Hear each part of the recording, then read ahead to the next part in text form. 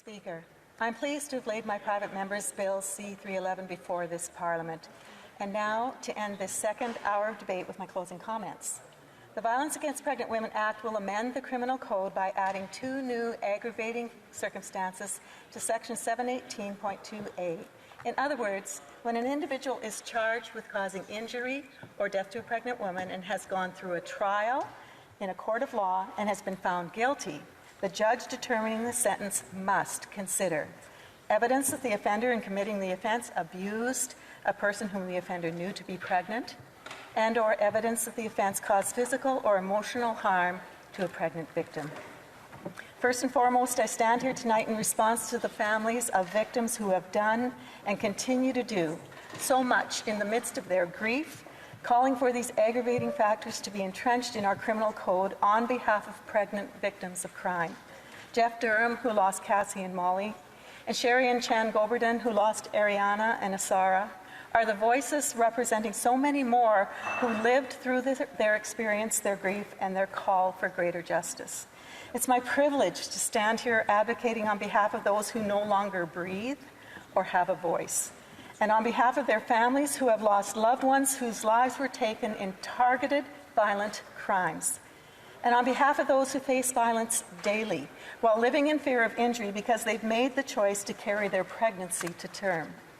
This evening, I'm incredibly grateful for the endorsements of cultural groups whose work involves a heavy focus on the prevention of violence, namely the Vedic Hindu Cultural Society, United Sikhs Canada, Overseas Friends of India Canada, Greater Vancouver Bangladesh Cultural Association, Baitul Makaram Islamic Society, Pakistani Canadian Cultural Association, and the Sikh Motorcycle Club of Ontario.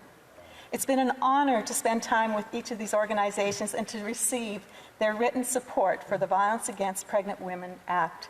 I thank them again. I'm also thankful for the support of my Conservative colleagues from South Surrey, White Rock, and Peterborough, Kawartha for contributing to the debate in this place, and to the member for Brantford Brant, whose legal competence assured me that the claim that this bill could harm pregnant women was a fallacy.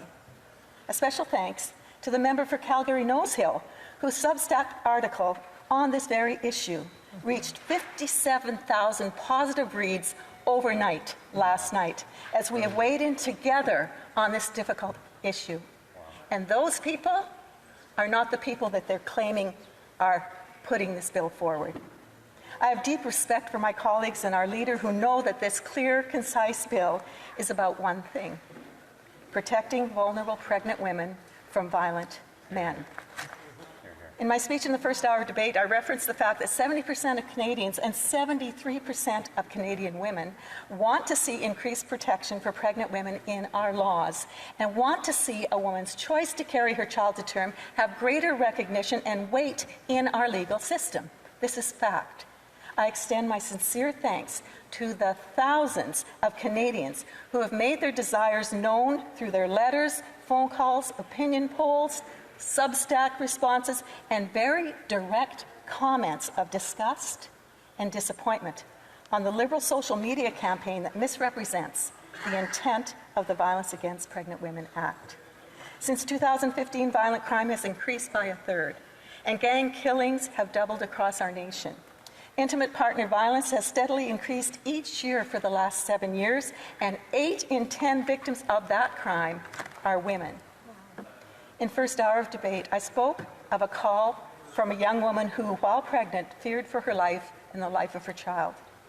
With the challenges she's now facing, limited income when food prices are skyrocketing, inability to work while wanting and needing to care for her newborn, waiting for a room in a shelter, finding a home she could afford, having had her belongings, her credit card, her bank account stolen by her abusive and threatening husband. She is nothing short of a strong, determined, and brave woman. This remarkable woman thanked me for bringing forward the Violence Against Pregnant Women Act. Colleagues, every measure we can implement to better care for pregnant women facing violence must be taken. The Violence Against Pregnant Women Act is one of those measures. Everyone in this place, including lawyers, know this is true. and Canadians await our decision.